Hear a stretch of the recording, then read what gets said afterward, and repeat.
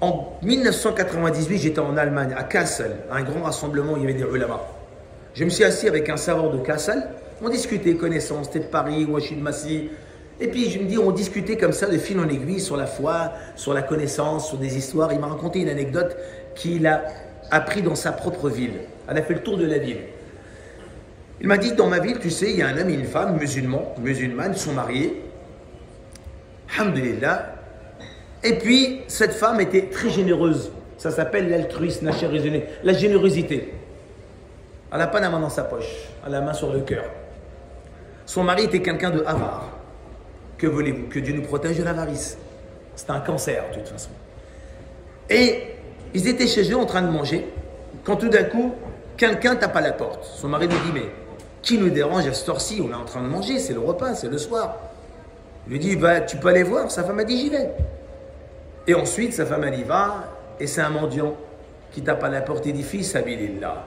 Le mot Allah, il fait trembler, il fait trembler les cœurs. Fils sabilillah.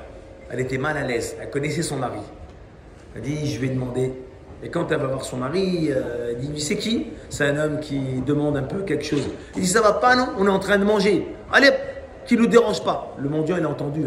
Elle était mal à l'aise, comment aller voir cet homme-là à la porte. Et quand elle arrive, le mendiant a dit, t'inquiète pas, j'ai tout entendu. Qu'Allah te facilite et que te donne une vie meilleure. Une vie meilleure, il a fait une doua. Alhamdulillah, mais il est parti. Allah, tabaraka wa ta'ala, par sa puissance et sa grandeur, c'est lui qui gère le monde. Vous savez ce qui s'est passé? Le couple ne marchait plus. Marchait plus. Et quand tu es avare, plus marche. Plus rien marche. Quand tu es avare, il n'y a plus rien qui marche dans un couple. Ils sont divorcés. Ils se sont séparés. Alhamdulillah, elle a refait sa vie. Elle est tombée sur un homme, masha'Allah, d'une générosité qu'Allah aime. Elle était heureuse. Et regardez cette histoire authentique. Plus tard, je ne sais pas combien de temps, elle a vécu avec son mari, alhamdulillah. Un soir, quelqu'un frappe à la porte. Et ils étaient en train de manger.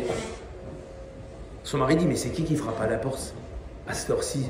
Ça doit être quelque chose d'important le soir. Sa femme a dit, écoute, je vais aller voir. Elle ouvre la porte. Effectivement, c'était un mendiant aussi. Et sa femme revient voir son mari, elle se met à pleurer. Elle se met à pleurer. Elle dit, mais pourquoi tu pleures?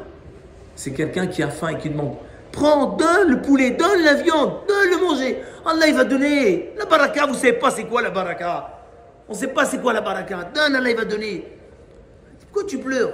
Il dit, je pleure pas pour ça. Parce que l'homme qui demande, c'est mon ancien mari. C'est mon ancien mari.